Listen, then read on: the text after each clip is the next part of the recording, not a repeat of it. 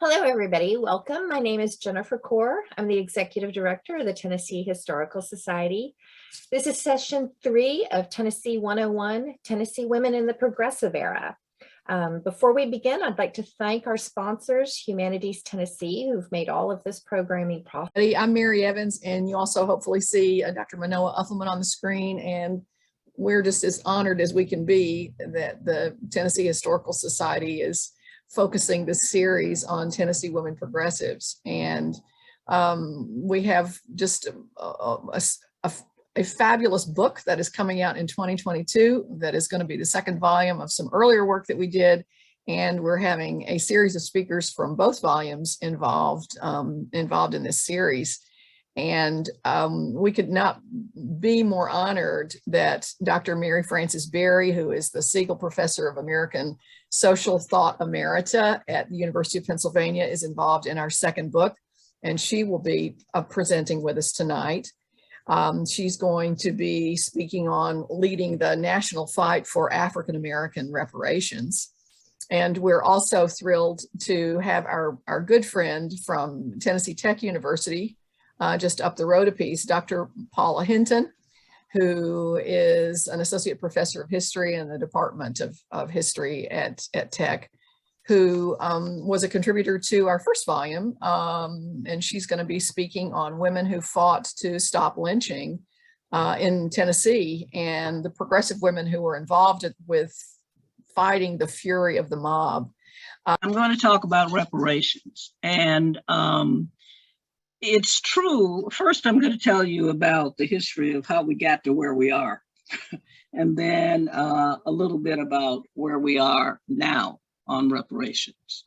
The way we got to where we are, with my historian's hat on, and not the lawyer's hat, although I have both, is that some people like to trace reparations in this country, the argument about reparations, back to the 18th century, when a woman in Massachusetts, a former slave, was suing to get a pension or some kind of money from the estate of her owner who had passed away.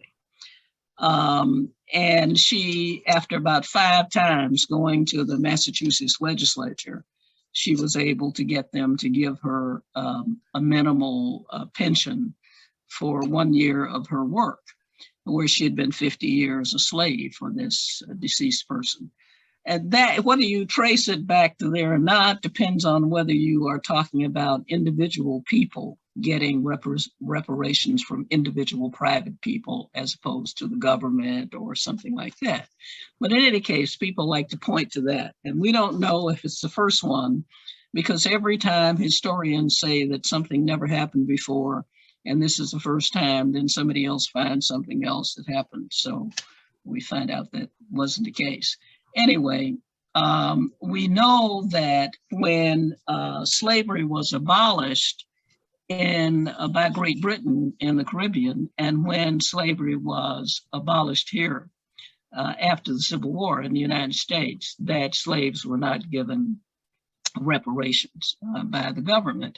In fact, the pattern was that the governments would give money to the slaveholders for the loss of their property, as Great Britain did with something like $40 billion that they expended giving slaveholders in the Caribbean in 1834 and after, when they abolished slavery. And after the Civil War, well, during the war, when slavery was abolished in the District of Columbia, the slaveholders were given compensation.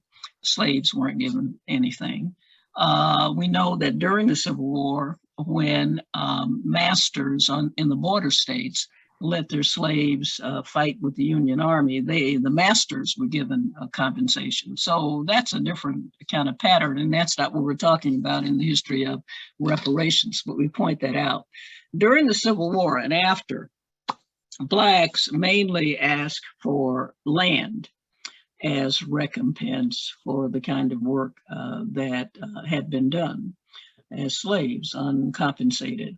But the land question was overcome in all the historical discussion by people talking about getting the vote. The vote was going to be the most important thing. And historians wrote about Black people demanding the vote, as some did, but most people, the record shows, wanted land. And there are always these people arguing about, well, did the government promise 40 acres and a mule? And I heard a comedian on television last night, just happened to run into it while I was trying to find something to watch late last night, who was talking about she didn't want 40 acres and a mule. What was she going to do with a mule now? Nobody wants 40 acres and a mule now, I guess, unless, but the idea of some compensation is what was going on. Then we had, in the United States, the movement to try to get what we call reparations today, pensions for the slaves at that time, was a movement that was started by a woman from Tennessee, from Rutherford County, about whom I have written a book about her movement and some articles, and participated in various things having to do with her, and I'm happy to be here to talk about it. And her name was Callie Guy House. She married a house, her name was Callie Guy, and she had been a slave in Rutherford County, and we're not precisely sure exactly what plantation they were on most of the time, but her whole family, they were slaves.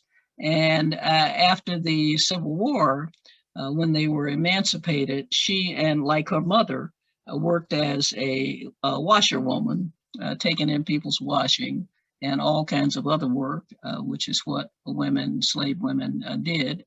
She married a laborer, and they had 5 children. And she was trying to raise their family as best she could.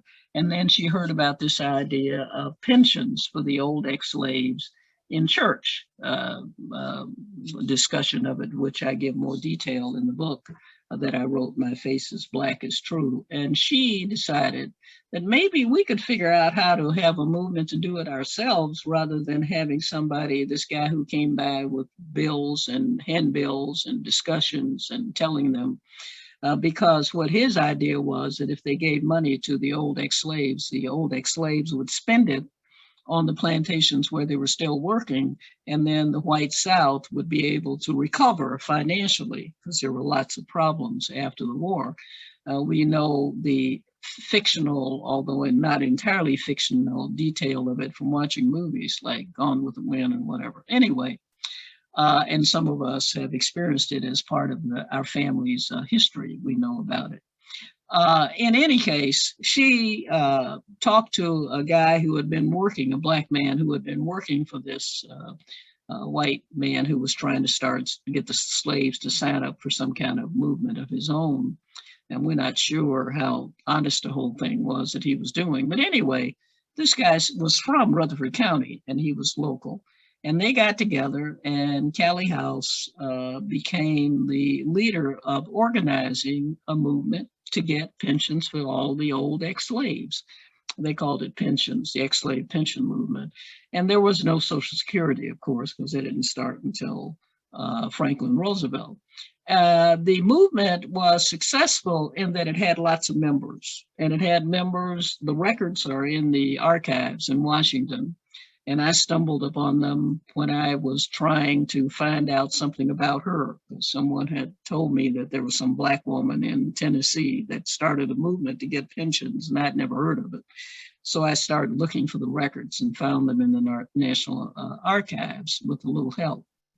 And she, according to the federal government, their organization, which had chapters in the South, and in the North, where there were Black people living, in the Black towns, out in the West, in the cities where there were Black people, anywhere there were Black people. And there were lots of whites who were fearful because they thought that, no, the government's not going to give these people any pension. And when they find out they're not getting it, there's going to be a rebellion. So we need to stop them. And there are many strategies that she used and the organization used in order to get bills introduced in Congress, which were discussed in committee and then tabled. They weren't passed, obviously. She got the idea to hire a lawyer, a very expensive lawyer. She used the dues that they paid, was $25 cents a year, dues to hire a lawyer to bring a lawsuit up against the federal government. And the suit was not thrown out of court. The courts decided that rather than throwing it out, that they couldn't proceed because of sovereign immunity. That means that the government can't be sued unless it's willing to be sued. And so that's why they didn't win that. Finally, the federal government put her in prison and charged her with fraud. She had a trial down in Tennessee, and all-white jury. And the charge was that at a time when she knew that the federal government would never give Black folks anything, why was she organizing Black folks to try to get some money?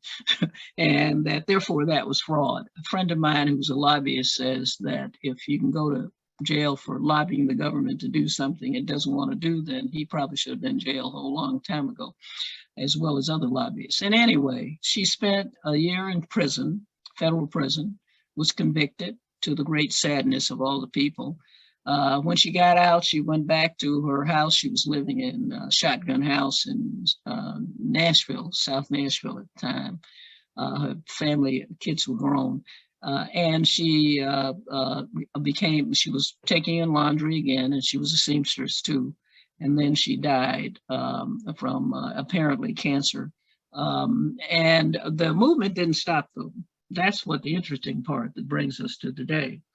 The movement continued. I found stories and news clippings from chapters of the movement long after she had passed away, with people carrying it on.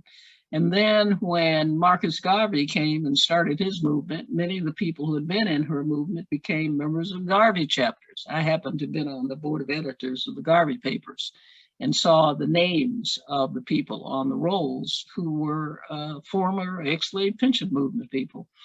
Queen Mother Moore was a member of the New Orleans chapter of the Garvey movement, which took up the reparations cause.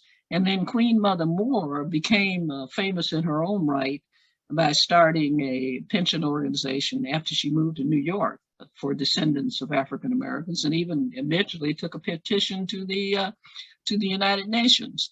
In other words, all of this early history took place. And Callie House was, as one student told me, I should have called the book Jailed for Justice, but I didn't call it that. I called it My Face is Black as Truth. After that, it's very easy to trace the history from that time, because after that, you get the movement never dies. There are people demanding reparations for people who were enslaved or descendants of people who were enslaved. One of the things Callie House wanted to do, she said, to get the name of every person who had been a slave on a petition. I have photographs of a petition in the book that I wrote, and they're down at the National Archives. People can go there and look at them. You can look up your own family if you know anything about your family's history, and they were slaves in those files. But in any case, she said she wanted the name, and what it shows is the name of the person. If they could write, they wrote it. If they couldn't, somebody wrote it for them. What plantation they were on, who owned them, how old they were, and all the rest of it right there in those records. The government lied on her, by the way, when they prosecuted her. They said that she didn't have any chapters. The whole thing was made up, and they don't know what she was talking about, and she was just a crook. Well, I saw the litigation files of the government in the National Archives, and it had chapter records in the litigation files, which I used in the book. In any case, after that, the movement continued, didn't get, self-help was a great component of the movement. It's always been a component of the reparations movement for Black people. The next thing that I would cite to you, and it goes rather quickly after this, is that in 1967, Queen Mother Moore and her group were still trying to get reparations, figure out some way to do it. James Foreman, who was one of the leaders of the Student Nonviolent Coordinating Committee during the Civil Rights movement, went to the churches starting in New York, in Detroit, and demanded that the churches give reparations, not just the government, but churches. And some churches actually did try to do some things. In Cobra, which is the modern reparations grassroots national organization, growing out of Queen Mother Moore's work, which grew out of Callie House's work, and the whole Garvey movement was founded in 1987 with the idea of getting reparations and working hard at the grassroots level. And 1988 was a landmark because Congress passed a bill to give reparations to the Japanese who were interned during World War II in this country for that tragic history. And when that happened, John Conyers, who was in the Congress from Detroit, was the first Black in the modern era to be elected to the Congress, introduced H.R. 40, House Resolution 40, to ask the federal government to do commission hearings, just like they'd done for the Japanese issue, on reparations for slavery for Black people. And every year, I used to talk to John Conyers about it all the time once I was in various government roles. He would try to get somebody to pass this, get it passed, so we could have some kind of hearings. I tried at the Civil Rights Commission, which later on I chaired, to try to do that. We could never get any traction on it. And the next big thing that happened while everybody was working and laboring in the vineyard on it was in 2014, actually, I think, when Ta-Nehisi Coates wrote his article that was in the special journal issue of the Journal of African American History. And in between that, a guy named Randall Robinson wrote a book called The Debt, which is what do we owe, what does the nation owe for Blacks, which was for lay people. And in both those things, I think motivated a lot of people to start working. It motivated to put a fire under people in Congress. A lot of scholars around the country and Black activists founded something called the National Coordinating Committee on African Americans for Reparations in 2015 and held meetings all around the world. There was one in Edinburgh. There were places everywhere, and demanding reparations from colonial powers. And then Sheila Jackson Lee, who is a congresswoman from Texas, Houston, and who took the role that Conyers had had. Conyers was no longer in Congress, and then after that he passed away. And she introduced H.R. 40 again. It was debated, there were hearings, Ta-Nehisi and other people testified. And in the Democratic primary in 2019, there were debates about questions about reparations. And ultimately, now President Biden agreed that if a bill were passed for a committee, he would vote for it. He didn't say he'd try to get one, but he would sign it, he said, if one were passed. It was voted out of committee July 2021. And in the meanwhile, has not been heard from since in the halls of Congress, although there are local initiatives all around the country of local people trying to do something about reparations, whether it's Evanston or Asheville, or whether it's after George Floyd was killed. After that, there was even more momentum to do something. And the foundations that started giving money for various Black groups to show that they were on the side of right on these issues after George Floyd was killed, gave money to some of the groups like in Cobra and the African American professional group and all the rest of them to keep working on the issues. But we haven't heard of the legislation. And recently, the immigrants, the Haitian immigrants and other Black immigrants from African countries who have been trying to come across the border and have run into trouble, and it's been well publicized, their issue has been added to something else to consider while this is done. It's been a long road. It's not over. And it isn't going to be over. Kristen Mullen and William Doherty have a nice book, Sandy, on remedies and what you do and how you pay people and what you should do. Some of it is very, very, most of it's very useful, and some of it may be controversial. But the issue is not over. It's going to continue, but almost everyone who works on this now agrees that Callie House is the godmother of the Black reparations movement in this country. And after they pass these two bills in Congress, if they ever pass them, the reconciliation and the infrastructure that's taking up all the energy, and the climate change is really important. Maybe they'll get back to this issue. It depends on what the people have to say about it. Thank you very much. I'd like to begin with an incident that, sorry, hang on. I'm having all kinds of issues here today. I'd like to begin with an incident that occurred in 1931, as reported in the Atlanta Constitution. Alone and unarmed, the wife of Sheriff J.C. Butler today held back a mob of 100 men that sought to take away a wounded Negro prisoner held for shooting a policeman. The Negro, Henry Walker, was arrested by Von Pierce of Humboldt and locked in the county jail here. Mrs. Butler was alone in the living quarters of the jail when she heard the mob gathering in the jail yard. "Where's your husband?" someone shouted. "My husband's gone," the woman replied evenly, "and you'll get the prisoner only over my dead body." "Rush her," cried a leader of the mob, but the woman's steady stand in the doorway and her calmness broke the ranks of the crowd before they reached her.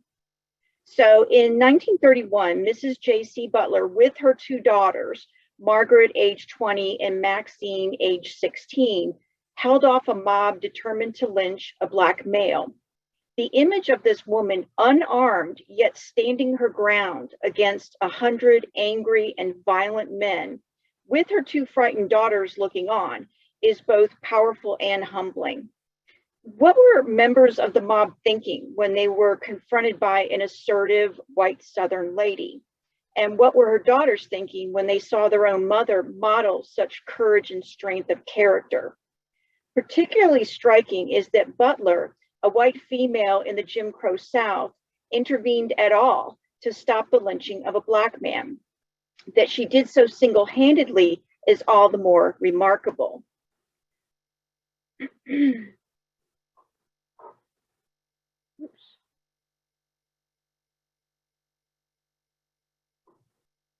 Okay, sorry.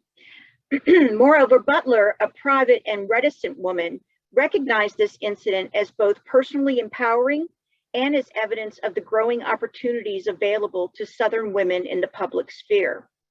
When the Commission on Interracial Cooperation awarded her a medal, usually reserved for sheriffs, she acknowledged that her stance against the mob had deviated from accepted gender norms. She admitted to her own extreme shyness, her lack of knowledge beyond home and family, and her genuine fear and reluctance to speak and act publicly. Yet she had held her own against numbers and racial bitterness. Butler's stance, however, was not a position taken in isolation. There were women just like her who had staked out the moral high ground against lynching. Butler was emboldened because of the decades-long battle being fought by anti-lynching activists all over the country, and especially by white women in the South who had preceded her in stopping illegal brutality and who continue to challenge societal racial and gender norms. Progressive Southern women sought to reshape regional, racial, and gendered paradigms. These women would no longer aid in perpetuating the false image of the weak, passive Southern white woman. The new image they proffered was woman as altruistic advocate for equal protection under the law. Certainly, African-American women in Tennessee, most notably Ida B. Wells, had spoken and written extensively against lynching since the 19th century. But Southern white women, missionary in their advocacy, had also taken up the crusade in ever-increasing visibility. Although their numbers were comparatively small, these women changed and saved lives even as they pushed the boundaries of what was considered ladylike behavior. Many traveled widely, often alone. They organized, strategized, and were in constant contact with journalists and publishers, urging them to publicize the issue. They were lobbyists, circulating petitions and sending countless letters and telegrams to local, state, and federal government officials. In the spirit and methodology of temperance workers, they urged fellow Southerners to sign oaths, promising to do whatever they could to prevent lynchings. And the women lectured in public, further eroding the limitations on accepted roles for proper white women. Let me get my next slide here. There we go. So these activities did all of their work in an atmosphere often charged with hostility and violence. But in the end, Southern progressive women could look back with pride at all they had accomplished. The situation had been dire. And I just want to double check, can somebody tell me, y'all can hear me, right? Yes, we can hear you and we can see your slide. Okay, thanks, because for some reason I can't see the Zoom screen, so I'm sorry. The situation had been dire. From 1892 until 1940, more than 3,000 men and women were lynched in the United States. Of those, more than 2,600 were African Americans. Tennessee ranked 6th in lynchings. Between 1882 and 1930, 214 people were lynched, mostly in West and Middle Tennessee. At least 81% of the victims were Black. Of Tennessee's 96 counties, 70 had been the sites of lynchings. Shelby and Obion were the counties with the most egregious records, with 18 lynchings in Shelby and 17 in Obion. Tennessee, however, was unusual in that by 1898, it was one of only 3 states that had put in place some form of anti-lynching legislation. The Tennessee General Assembly had passed a law that punished sheriffs if they allowed, either purposefully or through negligence, a prisoner under their watch to be lynched. Such an officer could be fined and he could lose his position. As a result of such legislation, Butler's act of bravery might be interpreted as having been nothing more than looking out for her husband's job security and her own self-interest, were it not for the fact that the Association of Southern Women for the Prevention of Lynching, the ASWPL, had had direct personal experiences for years dealing with, quote, fractious, complacent sheriffs, unquote, unrepentant jail guards, and city officers unwilling to prohibit lynchings within their jurisdictions and under their watch, or to investigate the actions or inaction of lawmen. Breaking that pattern was considered exemplary and earned Butler well-deserved national recognition. Progressive Southern women were engaged in anti-lynching activism for several decades, beginning in the late 19th century, but tracing the influence of any one segment of this movement can be really challenging.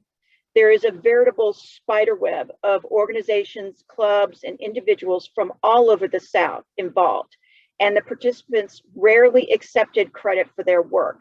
It's maddening sometimes.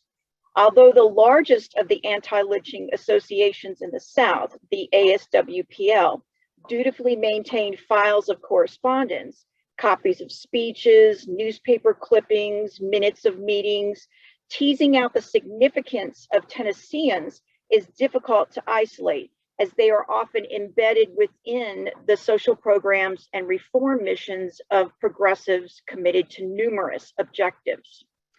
Progressivism emboldened activists. Social ills were no longer inevitable and unstoppable. Progressives argued that social problems could be publicly, actively confronted, and eventually ameliorated. Progressive Southerners spotlighted the evil among them and stepped forward to address it. There is, in fact, a strong undercurrent of the social gospel in the work of white Tennesseans in the movement. The social gospel, calling for people of faith to act collectively to remediate the ills of society and to relieve the suffering of those damaged by circumstances and social structures beyond their control, appears early in the 1800s in the work of the first female missionaries of the Methodist Episcopal Church South. Through their charitable work in their communities, Southern Methodist women were among those who came to the forefront of social action to act out their faith in the present world through helping the people in need around them, both in body and in spirit. They viewed society as sinful, but worthy and capable of redemption, understood intellectually that positively impacting the environments in which people lived could better individual lives and whole communities.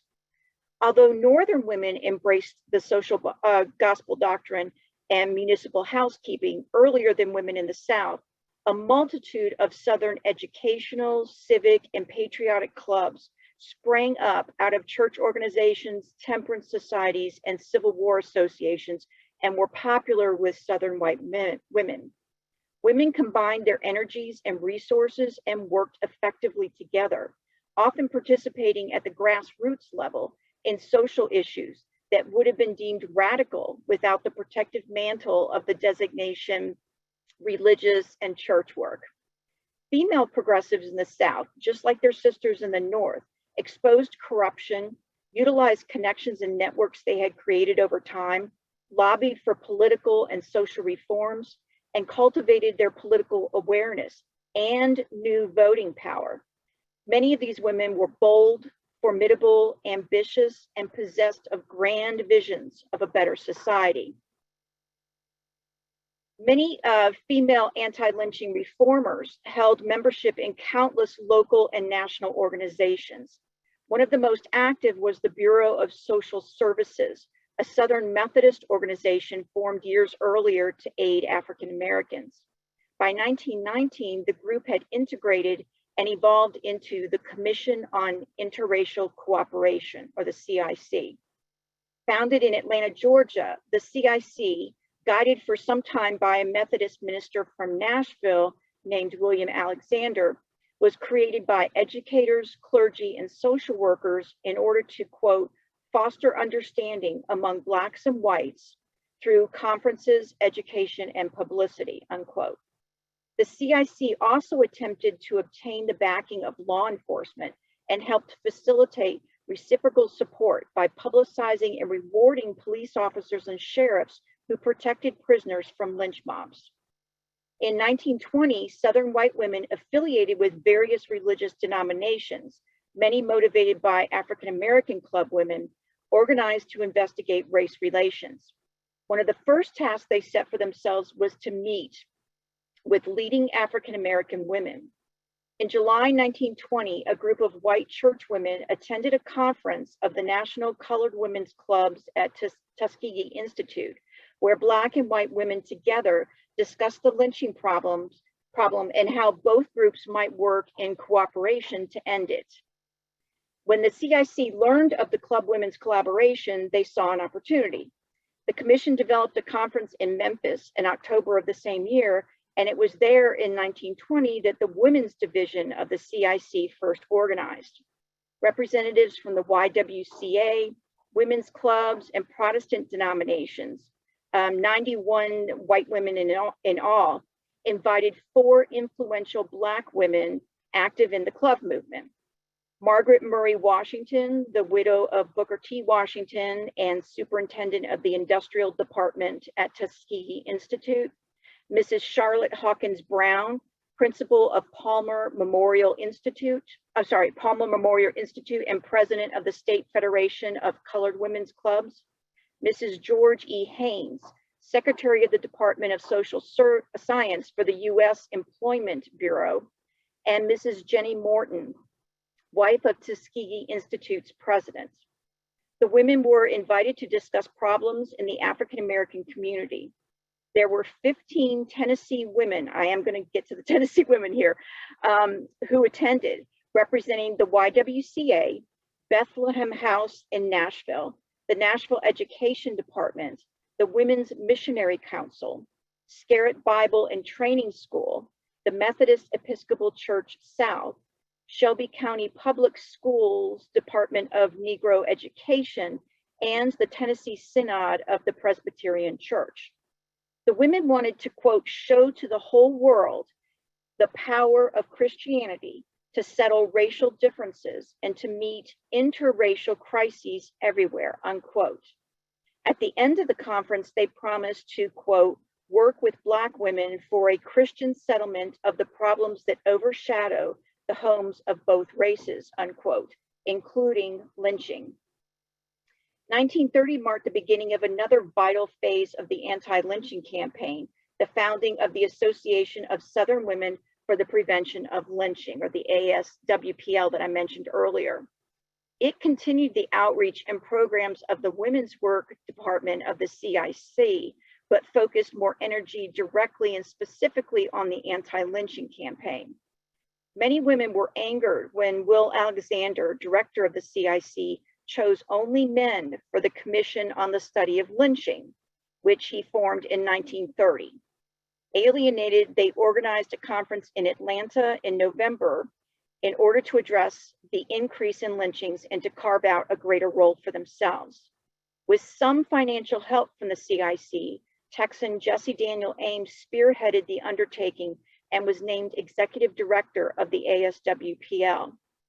Unlike the interracial composition of the CIC, the ASWPL was made up of white women only, justified on the premise that white women's advocacy of racial progress would have the greatest influence and impact on racist Southern whites. Most of the members were middle class and married with children. The organization grew quickly. By 1935, there were 35,000 members. At its peak, the ASWPL numbered more than 43,000 members, with connections to well over 2 million, some say 4 million more club women, making it the largest and most visible group of white women to work against lynching, and Tennessee women were among them. The association's mission was a, quote, repudiation of the idea that lynching was necessary for the protection of Southern womanhood, recognition that lynching undermined the Constitution, and the admission that lynching detracted from the credibility of foreign missionary efforts. At the first ASWPL meeting in November of 1931, they adopted a strongly worded resolution, immediately released to journalists, urging governors, public officials, mothers, teachers, religious leaders, and the press, quote, to use every power at their disposal to protect from mob anarchy the laws of our country. To accomplish their objectives, the ASWPL employed a myriad of tactics: repetition of facts concerning the causes of lynching, using studies to show that, for example, between 1889 and 1929, only 16% of lynching victims had been accused of rape and 6.7% of attempted rape. In other words, that lynching had nothing to do with saving white women from Black men. Investigation of lynchings and those involved, presenting facts to people in communities, and agitation, nonstop, even before lynchings happen. ASWPL women lobbied state legislators, governors, county sheriffs. They organized annual conferences, submitted articles and letters to newspapers, and created contact lists and a calling system of women who could be used to confront mobs when necessary. They also continued earlier CIC work of obtaining signatures on anti-lynching pledges and investigated claims of rape that had precipitated lynchings. During election years, they sent a questionnaire to every candidate for governor, inquiring as to his position on the issue. Members circulated newspaper clippings, bulletins, and declarations. They sent brochures, flyers, posters, maps, and anti-lynching kits to organizations in their area and asked the groups to give the material, to give the material to their members. Membership lists for various organizations were gathered and literature was mailed to members on a regular basis. Women were encouraged to increase their political presence by leveraging their newly won voting power. Progress was measured at least every year, at times more often, by gathering statistics from states. In practice, the ASWPL was simply an umbrella of sorts. Organizers believed it would be far more efficient to use organizational structures already in place. Each of the state councils was to be made up of women who were leaders in the various state organizations that had aligned themselves with the ASWPL. Organizing the Tennessee chapter of the ASWPL proved challenging at times as the women made a concerted effort to fashion a diverse group, a practice adopted by most of the states. And I should point out, when I say diverse, I don't mean racially. They really tried to get women from different denominations, different types of groups, that kind of thing.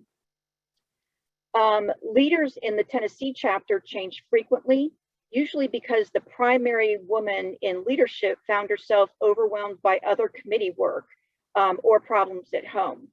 The turnover, however, was in some ways positive as it served to expose more people to the ASWPL message. So this is one of the leaders of the Tennessee ASWPL. And in the next slide, you can see another one, Kate Herndon Trawick, who was also part of the YWCA. Someone expressed doubt that they could be of any real assistance or that they would be able to make a real difference. Louise Young, West Tennessee's ASWPL representative member from the Women's Missionary Council of the Methodist Episcopal Church South, and a teacher at Scarrett College, was one of these women. At an anti-lynching conference, she testified to the power of the social gospel message communicated by ASWPL leaders. Quote, "While lynching is a terrible thing, it had seemed to me to be a thing about which I could do nothing. I should like to express my gratitude to the commission for convincing me that there is something I can do," unquote. Other groups affiliated with the ASWPL did not technically fall under the auspices of the ASWPL itself. Member organizations still operated within their own systems and for their own purposes, but they simply agreed to spread the message of the heinous nature of lynching and to engage women in active support for the cause in their home communities. Oona Roberts Lawrence, mission study editor at the Home Mission Board Southern Baptist Convention, echoed the sentiment that the, quote, council left everyone free to pursue any program or method, unquote, appropriate for her own group. Quote, "The PTA can do something that the Baptist Convention cannot do," unquote, for example. In the 1940s, at the peak of the reform influence exerted by the ASWPL, 109 organizations across the country and throughout the South had officially endorsed the work of the ASWPL, including Women's Missionary Council for the Methodist Episcopal Church South, the Executive Board of the Women's Auxiliary to the National Council of the Protestant Episcopal Church, the National Council of Jewish Women, the National YWCA, and the Women's Missionary Union of the Southern Baptist Convention. Even more organizations promised to adopt a program of education to prevent lynching. Those groups included numerous parent-teacher associations, the United Daughters of the Confederacy, the Daughters of the American Revolution, the American Association of University Women, Rotary Clubs, the National Federation of Business and Professional Women's Clubs, the Disciples of Christ, the General Federation of Women's Clubs, and the Women's Missionary Union of 9 state Baptist conventions. And here is Oona Roberts Lawrence that I mentioned just a moment ago. Although men were certainly active in the movement, totals of anti-lynching pledge signatures highlight the influence of women. By 1936, 35,468 women had signed a pledge against lynching. Only 1,799 men had done so.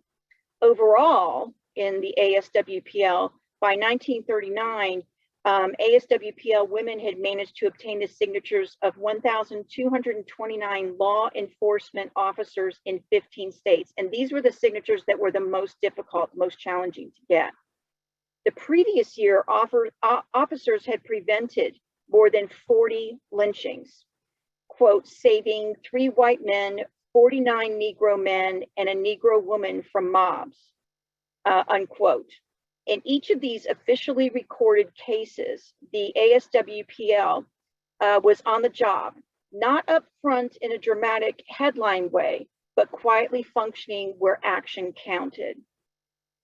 By July 1940, Tennessee women had gathered signatures in 71 counties and 208 towns. At that point, 4,071 women and 265 men had signed pledges in Tennessee against lynching. Tennessee women were most proud of the number of pledges they obtained from law enforcement, 228 by that time. Signatures were obtained by going door to door, via friends and acquaintances, and most often at meetings of other organizations. Activists worked in an environment often charged with hostility and violence. Louise Young remembered that when she left to go teach in an all-black school, quote, "Most of my friends and family just threw up their hands. This was in 1919. This was really a disgraceful thing to do. One young man told me he would rather see me in the penitentiary. He'd rather see me in prisoner's garb than to see me go down there. That's how deeply people felt about it," unquote. Jesse Daniel Ames, executive director of the ASWPL, confirmed that when members began to investigate the details and circumstances of how lynchings had taken place, they encountered more than a little resentment. The disturbing and frightening experiences of the ASWPL women quickly taught them that when addressing an audience for the first time, particular attention had to be paid to their own safety. They learned that large public talks against lynching could be counterproductive. Rather, direct one-on-one personal contacts with key individuals within communities generated better results, allowing their message to be passed along from person to person and woman to woman within any community. This process became, quote, "the only safe procedure," unquote. In a Holland's Magazine editorial, the bravery of the activist women was detailed and celebrated. And this is a quote from that article. "These dauntless women have gone, times without number, to peace officers in charge of prisoners who might become lynch victims and pleaded for preventative action. They have gone into situations so tense that few men would dare intrude. They have faced threats of all kinds, from truculent individuals and even organizations in the South. They have been ridiculed. They have been ordered by municipal officials not to speak. They have gone into community after community where lynchings had occurred and patiently and fearlessly searched out the facts of the case for their records. And in every case, they worked not through a woman from the central office of the association, but through their local member or members." When lynchings did occur, ASWPL women went into action, gathering information and newspaper accounts, interviewing people involved, contacting the press and other affiliated groups, and writing the authorities. They wrote governors, mayors, anyone and everyone they could think of. I had here some of the statistics on the growing, every year that passed, there were more and more lynchings prevented. And most people gave the women in the anti-lynching campaign most of the credit, saying that they felt like they had set the scene and made it easier, especially for law enforcement, to do their job as they should do. They made it more acceptable. So I'm not going to go through all the statistics because I'm running a little late here, but they were very, very successful here. In 1934, there was a lynching that was prevented in Middle Tennessee, and Mrs. Morton King of Shelbyville sent a copy of the editorial about this attempted lynching to Mrs. Robert O'Neill in Clarksville, along with a letter detailing some exciting news for the association. Quote, so this is what she wrote in her letter. "Just about 2 weeks ago, this Bedford County Sheriff and his deputies signed the declaration which you gave me while in Nashville, and I can't help but feel that it had some influence in their way of managing this affair. There was a mob of several hundred gathering here when he took the prisoner away and was able to keep him safe. So maybe our efforts are worth something after all." Ames, unquote. Ames wrote that although, quote, "the women do not assume that if these signatures had not been secured, there would have been a lynching, they do believe that an articulate public opinion as expressed in their activities help to strengthen the purpose of the officers, unquote. Okay, I'm gonna skip a couple of things here. Okay, more stats, sorry. Okay, I timed this out better earlier. Finally, John Shelton Reed studied lynching statistics in areas in which the association was active, the ASWPL, and those in which it was not. He found that in counties where the ASWPL was engaged and proactively operating, the work of the association's women measurably decreased lynching. The Tennessee women of conviction who stood up for due process and access to an equitable system of law for all citizens affected legal, behavioral, and attitudinal change across the state, altering processes within the criminal justice system and having an impact on people, perceptions, and values. Southern white women, including women from Tennessee, changed their society for the better. Their work is a testament to the power of reform and the passion of the reformers. Perhaps James E. Clark, Tennessee's state chairman of the Commission on Interracial Cooperation, the CIC, said it best at the ceremony honoring Mrs. J.C. Butler, that the opening quote that I used in my paper here. He said, quote, "The little woman in the doorway had won a victory and the majesty of the law prevailed," unquote.